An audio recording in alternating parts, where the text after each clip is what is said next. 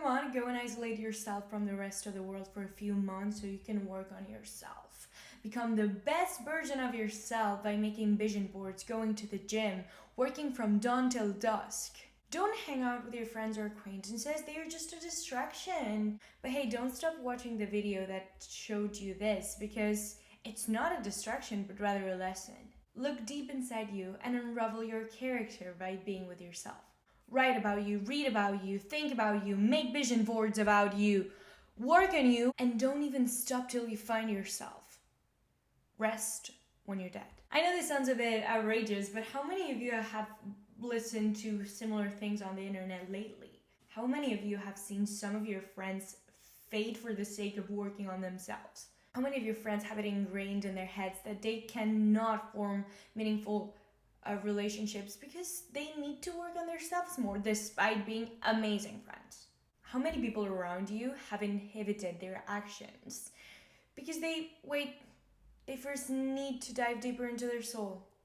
Hi babies, it's Paula, a psychology student, and in today's video I want to dive deep into the introspection paradox. Because psychologically speaking, the go girl work on you till you die is rather toxic. And there's a few reasons why it is. So yeah, without further ado, let's get going. Also, this is my opinion and my interpretation of psychological theory. So if you have anything to say, just say it. And if you don't. And as always, this is not so nuanced. So this is just like the tip of the iceberg of the topic. I cannot be talking 24 hours here. I wish I could, honestly. I could talk all day about those things, but yeah, I've tried to summarize it. So yeah, without further ado, let's get with this video. Introspection, quite an interesting word. It is used a lot, yet I don't believe everyone fully understands what it means. At least I didn't. So what is it exactly? Introspection is the examination of one's feelings and thoughts. It's some sort of awareness of our own cognition, a deep analysis of the self, which is good. It sounds good, isn't it? Yeah, it is. But as always, things are not black or white. They are not always good or bad, but rather constructive or demoralizing of the self. William Wood is widely credited as the first psychologist to systematically use introspection as a scientific method to explore the humankind. He's known as one of the fathers of psychology, and he aimed to measure introspection. But that's a whole other story for another day, okay? Let's focus on what he did. In the late 1800s, he conducted a sort of therapy and research where participants were trained to observe internal processes that were going on with themselves. For instance, a reaction to a stimulus, like a light or some sort of noise, all those kinds of things. And the focus was on their immediate experience, not in the memory or abstract ideas linked to it. So, I don't know, you touch fire and you get burned and you're like, ouch, this would be the immediate reaction. He developed techniques so that the patient would understand their circumstances and make change by looking inwards, so introspection. The thing is, nowadays it has been taken to the extreme. Everything could be solved by enough introspection. But is it that true? We're extremely complex individuals who are highly affected by our environment, our genes, the people around us, the society we live in, the historical moment, gender, yada yada yada. So he applied the introspective therapy to really simple and immediate mental processes like sensations, reactions to a stimuli like sound, light, images, yada yada yada. On the other hand, the rest of the mental processes that existed in his period, because like in the late 1800s, not every single part of what we understand today as psychology existed. So, on his historical context, Wundt would use methods like, sorry if you speak German, vulgar psychology, oh my god, which is German for psychology of peoples, which focused on understanding the psychological processes that manifest in groups, such as like language, mythology, customs, religion, more abstract ideas and constructs of our society, which as you probably can grasp, plays a huge role in who we are, how we act, and how we shape ourselves and view the world. I'm not coming up with something new. Like many psychologists, philosophers, and probably even your mom has told you that part of you is created by interacting with others. That's why isolation is literally a form of torture. Okay, but what is the harm in working on yourself and focusing on you and saying no to social gatherings because, hey, I need to do my homework? And to be fair, it makes sense. Like, yeah, we've all been there, done that.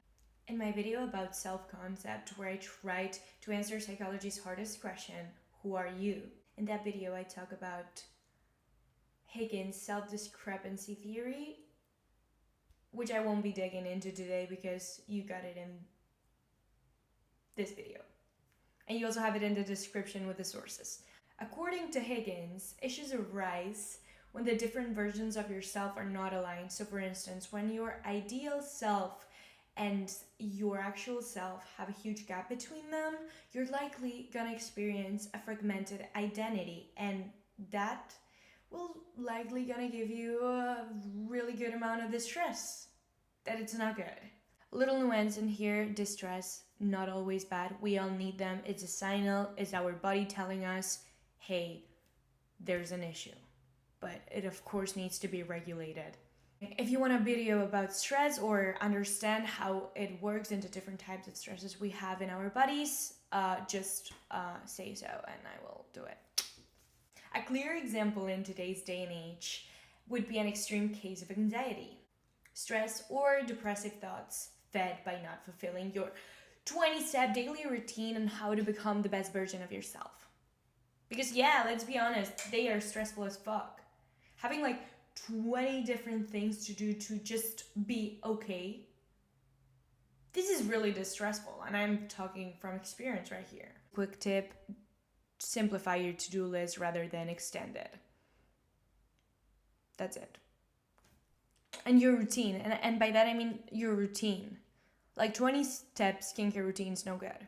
And that is because our brains are wired to stress when something doesn't go according to plan. And when we realize that we are not achieving our full potential because every biohacking micro habit is not being met, we're more likely to demoralize ourselves, being left with feelings of guilt, anxiety, and maybe even a fragmented identity, as I've mentioned. And back to the question, who am I? And how do we solve this guilt? Oh, with more introspection, which means that the cycle continues over and over again. But everyone is advising me to focus on myself. From my favorite influencer to my grandma, everyone seems to agree. First, is a very common belief intrinsically good? And second, maybe your grandma won't, but I promise you that most people on the internet are telling you these things because they want something from you, and especially money and attention. Our brains have a limited capacity. We cannot think everything in detail. Indeed, we need a certain amount of information in order to make well-informed decisions. But it's a whole other story when we are bombarded with information, so we hit a plateau. A thinking overload where we lack the clear thinking to properly understand the information we're being given. That is when extremely biased intuition comes into play to save the day. The thing is, this SOS decision making is not always reliable. If you want to know more about it, I also have a video on it. Let's just sit for a second and think, like, what could others possibly gain from making us work on ourselves? Self-help books, journals, podcasts, courses, supplement, gym memberships, all sorts of equipment, therapy. Loud disclaimer, by no means I am implying that those are intrinsically bad things. I am the first one who dumps all her thoughts in notebooks and now is running out of space in my drawers. And also, I'm a huge proponent of therapy. I'm literally becoming a psychologist. And I have an obsession with lifting heavy pieces of metal. Nonetheless, I advise everyone, including myself, to be wary of the profiles on the internet that are advising us to follow a strict train of thought and action, especially nowadays, because social media and other platforms are often used as advertising tools for businesses. The issue doesn't rely on the acts themselves, but rather on the mindset attached to them. The individualistic mentality of I need to do this alone, otherwise I'll get distracted, is ruining our psychological well-being. It is outrageous to believe that we'll reach ourselves after a period of isolation. Firstly, there's no such thing as finding you. We are not Nemo. We are humans with unlimited needs that reproduce and are ever going till we die. So the chase would only leave us with a deep sense of failure, because there's no point when you're like, yeah, that's me. You're ever changing, ever going till you die. And this chase only leaves us with a deep sense of failure and unnecessary amount of time spent on something depleted of meaning, which is definitely not a recipe for psychological well-being and satisfaction. Take, for instance, the well-known Maslow's pyramid. This deep focus on the self would be attached to the peak of the mountain, which is the self-actualization state. Nonetheless, that is not how we build ourselves. Self-actualization is just the cherry on top. Before that, we gotta have our basic needs fulfilled. Connection, belonging, love, a sense of community, yada yada yada. We can skip the base. We cannot go to the top of the mountain without climbing it. Your family, friends, partners, colleagues, they all play a role in who we are. And most importantly, they are agents of their own. The grocery store cashier is not an extra in your life. By placing others as lower in the hierarchy of the cast of the movie of your life is only distancing ourselves from the rest, which is only reinforcing the feeling of loneliness and desperation, which makes us want to focus more on ourselves, because if we're not okay, it must mean that there's something wrong with us. And I need to dig deep into myself even more. So that's how the introspective cycle continues and leaves us with this paradox of like, we want to work more on ourselves, but we lose more ourselves in the process.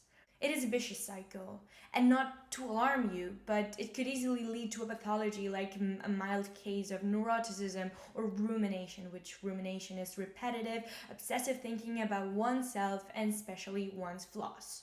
That doesn't mean that if you think about yourself a lot means that you have rumination and that you should be treated, but it means that it's worth considering. As always, if you feel like you have any type of psychological issue, I highly advise you to go and see a therapist if you have the means. If you don't, friends are really good. Cheap therapist. Just kidding. But they are really good. It's really good to talk to someone who fully understands you and is there to listen. That's how you also learn about yourself. Personally, I've learned more about myself talking to my best friend than writing in my journal. And I do both, and I love both. But it's an intrinsic part of who we are. The sociologist Charles Cooley developed the looking glass self over 100 years ago. And it is the idea that we come to understand ourselves through how others see us. We mirror back the traits, stories, and roles we absorb in relationships. So it is a huge part of who we are. And social psychology is constantly stressing the importance our environment has on our behavior. By no means am I implying that we should all be 24/7 surrounded by others, or that a big community is the only way to find fulfillment, because we're humans and we're adaptable. Yet, it is necessary to stress our intrinsic need of human connection. Everyone has their own social threshold, but if the point is to collect data of ourselves so that we can understand us better, ignoring how we are while interacting with others is not an act of priorities, but one of avoidance. It is brushing off, quote unquote, half of your true potential and discovery. Would that be ideal if the goal is to learn about ourselves? Let's end this video with the following. Introspection is good. It is necessary, and most of the actions and habits this current is promoting are actually good. But the dose makes the poison. Most of these habits don't imply being alone. For instance, learning or going to the gym are things that you could do with other people. I mean, if one day you want to train alone, I'm the first one who puts the headphones on and I'm like, today is not my day. But as I said, the dose makes the poison. It is very easy to fall into the idea that self-isolation is the way to grow without distractions. But is it really a sustainable and human way of learning about ourselves if we must actively avoid most of the world? And by that, I don't mean that we should all abandon our goals and we ought to say yes to every social gathering we encounter. That's on you, honey. You are the one who picks, chooses, and decides when to go out and when to stay home. As I've said, we all have different social thresholds, and there's nothing intrinsically wrong with setting boundaries and staying home one day because, like, hey, I'm the first one who'd do that. So the next time you find yourself isolating, I encourage you to ask yourself why you are doing so and what purpose it is serving. Yes, I am encouraging an introspective act to solve an introspective problem. Because introspection is good. Asking ourselves why is one of the key aspects to gathering information of ourselves. Of course, but this doesn't stop here. We are agents and we can say, okay, that's it. I am not doing this anymore. I hope you've gathered more information and points of views on the Go Girl, Focus on Yourself current that's going on the internet at this moment. And yeah, I just hope you have a really nice week. I'll see you in the next one. And yeah, thanks for watching.